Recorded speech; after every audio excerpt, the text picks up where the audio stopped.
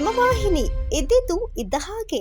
ಕೃಷಿ ಇಲಾಖೆಯಲ್ಲಿ ಇರುವಂತಹ ಹಲವಾರು ಸೌಲಭ್ಯಗಳನ್ನು ರೈತರು ಸರಿಯಾದ ರೀತಿ ಸದುಪಯೋಗಪಡಿಸಿಕೊಳ್ಳಬೇಕು ಮತ್ತು ಕೃಷಿಯಲ್ಲಿ ಆಧುನಿಕ ತಂತ್ರಜ್ಞಾನವನ್ನು ಬಳಸಿಕೊಂಡು ಹೆಚ್ಚಿನ ಇಳುವರಿಯನ್ನು ಪಡೆಯಬೇಕೆಂಬ ಉದ್ದೇಶದಿಂದ ಹೊನ್ನಾವರ ಗ್ರಾಮದ ಮುಖಂಡರಾದ ಪುಟ್ಟರಾಜುರವರು ಹೊನ್ನಾವರ ಗ್ರಾಮ ಪಂಚಾಯಿತಿ ವ್ಯಾಪ್ತಿಯ ರೈತರಿಗೆ ನಾಗಮಂಗಲ ಪಟ್ಟಣದ ಕೃಷಿ ಇಲಾಖೆ ಆವರಣದಲ್ಲಿ ರೈತ ಮಾಹಿತಿ ಸಭೆಯನ್ನು ಆಯೋಜನೆ ಮಾಡಿದರು. ಸಭೆಯನ್ನು ಉದ್ದೇಶಿಸಿ ಕೃಷಿ ಇಲಾಖೆಯ ಜಂಟಿ ನಿರ್ದೇಶಕರಾದ ಅಶೋಕ್ ಮಾತನಾಡಿ, ನಾಗಮಂಗಲ ತಾಲೂಕು ಮಳೆಯಾಶ್ರಿತ ಪ್ರದೇಶವಾಗಿದೆ. ಈ ಪ್ರದೇಶದಲ್ಲಿ ರೈತರಿಗೆ ಶಕ್ತಿ ತುಂಬುವಂತಹ ರಾಗಿ ಬೆಳೆ ಮತ್ತು ತೆಂಗು ಬೆಳೆಯುವ ಅತ್ಯಧಿಕವಾಗಿ ಇರುತ್ತದೆ.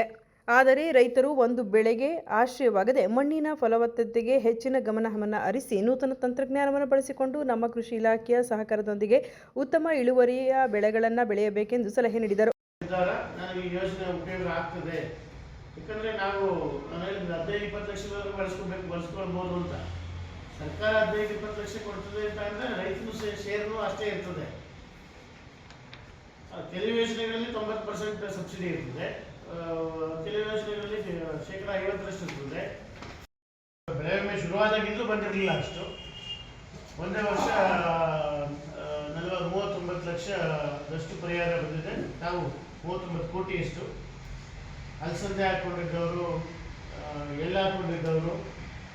ಆಮೇಲೆ ರೈತ ಸಮೃದ್ಧಿ ಯೋಜನೆ ಅಂದ್ರೇನು ಅಲ್ಲ ಅನುಷ್ಠಾನ ಮಾಡ್ಕೊಂಡು ಹನಿ ನೀರಾವರಿ, ತುಂತುರು ನೀರಾವರಿನ ಹೇಗೆ ಅದನ್ನ ಬಳಸ್ಕೊಳ್ಬೋದು, ಮತ್ತು ಇಡೀ ರಾಜ್ಯದಲ್ಲಿ ಅತಿ ಕಡಿಮೆ ಮಳೆ ಬೀಳುವಂಥ ಪ್ರದೇಶ ಹೊಳಲ್ಕೆರೆ, ನಾಗಮಂಗಲ. ರಾಗಿನಲ್ಲಿ ಅತಿ ಕಡಿಮೆ ಇಳುವರಿ ಇರುವಂಥದ್ದು ಸಹ ಇದೇ ಪ್ರದೇಶ. ಬರೀ 4 ಕ್ವಿಂಟಲ್ ನಮ್ಮ ಪೇಪರ್ ಕೊಟ್ಟಿದ್ದಾರೆ ಅನಿಸುತ್ತೆ. ಅದು ಯಾವುದು ಒಂದ್ಸಲ ಏನು ಗಂಡ ಹೆಂಡತಿ ಮಕ್ಕಳು ಕೆಲಸ ಮಾಡಿರ್ತಾರಲ್ಲ ಫ್ರೀಯಾಗಿ, ಯಾವ ಬೆಳೆಗೆ ಎಷ್ಟು ರೈತರ ವಂತಿಕೆ, ಸರ್ಕಾರ ಎಷ್ಟು ಕೊಡ್ತಾ ಇದೆ. 800 ಕೋಟಿ ರಾಜ್ಯ ಸರ್ಕಾರ ಒಂದು ವರ್ಷಕ್ಕೆ ಬೆಳೆ ವಿಮೆಗೆ ವಹಿಸ್ತದೆ. ಬರೀ 8% ಅಷ್ಟೇ ರೈತ ಕಟ್ಟೋದು.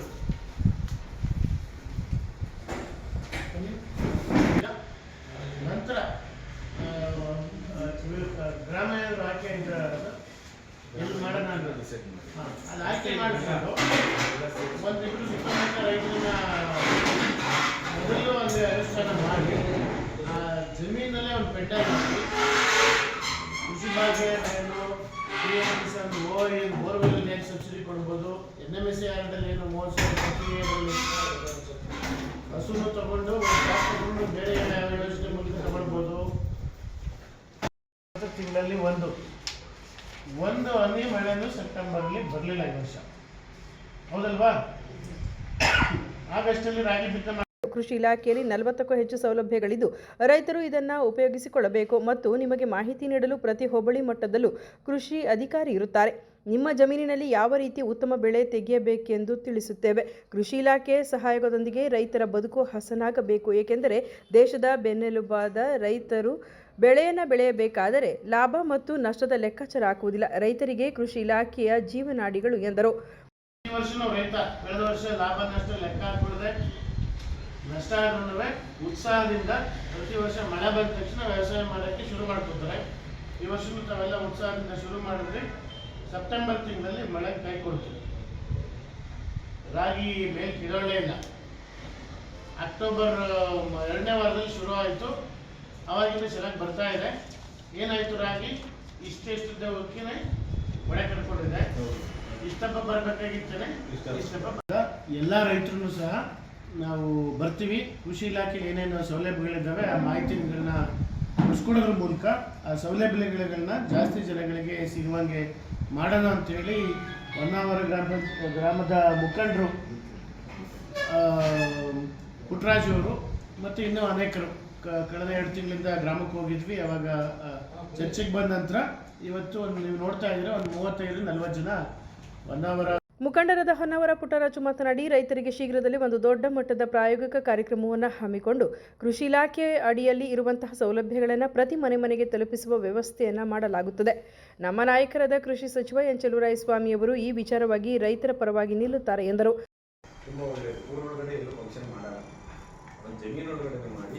ಇಡೀ ಕೃಷಿಕರಿಗೆ ಏನೇನಾಗುತ್ತೆ ಮಾದರಿ ಅಂದರೆ ಒಂದು ಕೃಷಿ ಹೊಂಡ ಆಗ್ಬೋದು, ಒಂದು ಮಿನಿ ಟ್ರ್ಯಾಕ್ಟರ್ ಆಗ್ಬೋದು, ಅಥವಾ ಇನ್ನೊಂದು ಏನೇನು ಯೋಜನೆ ಇದ್ದಾರೆ ಅದು ಒಂದು ಮಾದರಿನೂ ಮಾಡ್ತಾರೆ. ಇವರು ಎಲ್ಲ ರೈತರನ್ನು ಸೇರಿಸಿ ಈ ಥರ ಆಗುತ್ತೆ, ಅಲ್ಲಿ ಇವರು ಅನಲಿಸ್ಟ್ ಮಾಡ್ತಾರೆ.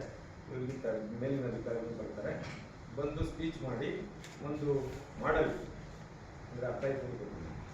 ಈಗ ನಿಮ್ಮ ಜಮೀನಲ್ಲೇ ಒಂದು ಫಂಕ್ಷನ್ ಮಾಡಿಸಿ ಎಲ್ಲ ರೀತಿಯಾದಂಥ ಕೃಷಿ ಯೋಜನೆಗಳನ್ನು ಅಲ್ಲಿ ನಿರೂಪಿಸ್ತಾರೆ, ತೋರಿಸ್ತಾರೆ ಲೈವ್ ಆಗಿ. ನೋಡಿ ಕೃಷಿ ಹೊಂಡ ಮಾಡಿದ್ರೆ ಏನಾಗುತ್ತೆ, ಬದುವು ಕಟ್ಟಿದ್ರೆ ಏನಾಗುತ್ತೆ, ಬದುವಿನಿಂದ ಮಣ್ಣು ಹೆಂಗೆ ಬರುತ್ತೆ, ಇಳುವರಿ ಹೆಂಗೆ ಬರುತ್ತೆ, ಇದೆಲ್ಲವನ್ನು ಒಂದು ಸ್ಟೇಜಲ್ಲಿ ಮಾಡಿಸಿ ಇದನ್ನು ರೈತರಿಗೆ ರೀಚ್ ಮಾಡಿಸೋದು. ತದನಂತರ ಇಲ್ಲ ಒಳಗಡೆನೆ ಮಾಡ್ಕೊತೀವಿ, ಡಾಕ್ಯುಮೆಂಟ್ ಕೊಡ್ತೀವಿ ಅಂತ ಅಂದರೆ ನಮ್ಮ ಮೀಟಿಂಗಲ್ಲಿ ಆಫೀಸರ್ ಇದ್ದಾರೆ, ಅಲ್ಲಿ ತಲುಪಿಸಿದ್ರೆ ನೀವೇ ಮಾಡ್ಕೊಂಡು ಇಲ್ಲ ಅಂತಂದ್ರೆ ಈ ಕಾರ್ಯಕ್ರಮ ಮಾಡಿಬಿಟ್ಟು ಪ್ರತಿ ರೈತರಿಗೂ ಸಹ ಇದನ್ನು ಮನವರಿಕೆ ಮಾಡ್ತಾರೆ. ಎಷ್ಟೋ ಜನಕ್ಕೆ ರೈತರಿಗೆ ಕೃಷಿ ಇಲಾಖೆಯಲ್ಲಿ ಬೇಕಾದಷ್ಟು ಅನುಕೂಲ ಇದೆ, ಅದನ್ನು ರೀಚ್ ಆಗ್ತಾ ಇಲ್ಲ, ರೈತನ ಹತ್ರಕ್ಕೆ ಹೋಗ್ತಾ ಇಲ್ಲ. ಅವನ ಹತ್ರಕ್ಕೆ ಹೋದ್ರೆ ಎಚ್ಚೆತ್ಕೊಂಡೆಲ್ಲ ಮಾಡಿಸ್ಕೊಡ್ತಾನೆ, ಅವ್ನಿಗೆ ಗೊತ್ತೇ ಇಲ್ವಲ್ಲ. ಸೊ ಆ ಒಂದು ಕಾರ್ಯಕ್ರಮನ ನಾವು ಮಾಡಬೇಕು. ರಾಜ್ಯದಲ್ಲಿ ಒಂದು ಮಾದರಿ ಕೃಷಿ ಇಲಾಖೆಯ ಕಾರ್ಯಕ್ರಮವನ್ನು ಮಾಡಿ ನಮ್ಮ ಸಚಿವರ ಹೆಸರನ್ನು ಸಹ ಕೃಷಿ ಇಲಾಖೆ ಮಂತ್ರಿ ಆಗಿರೋದ್ರಿಂದ ಅವರ ಹೆಸರನ್ನು ಸಹ ನಾವು ತಿಳಿಬೇಕು ಅಂದ್ಕೊಂಡು ಈ ಕಾರ್ಯಕ್ರಮವನ್ನು ನಿರೂಪಿಸ್ತಾ ಇದ್ದೀವಿ. ನೀವೆಲ್ಲ ಸಹಕಾರ ಕೊಟ್ಟರೆ ಮಾತ್ರ ಸಾಧ್ಯ ಆಗುತ್ತೆ. ಅದರೊಳಗೂ ಸಹ ಕಷ್ಟ ಆಗುತ್ತೆ, ಮುಂಚೆನೇ ಮಾಡ್ಕೋಬೇಕು, ಆಮೇಲೆ ದುಡ್ಡು ಕೊಡೋದು ಸರ್ಕಾರ, ಮುಂಚೆನೂ ಕೊಡಲ್ಲ. ನಿಮ್ಗೇನೋ ಸಹ ಕಷ್ಟ ಇದೆ.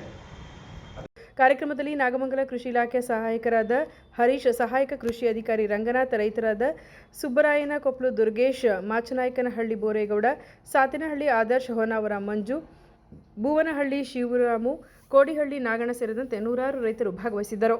ಸುದ್ದಿ 3 ವಾಹಿನಿಯ ಹೆಚ್ಚಿನ ಮಾಹಿತಿಗಾಗಿ ಸಬ್ಸ್ಕ್ರೈಬ್ ಆಗಿ ಹಾಗೂ ಬೆಲ್ ಬಟನ್ ಒತ್ತಿ.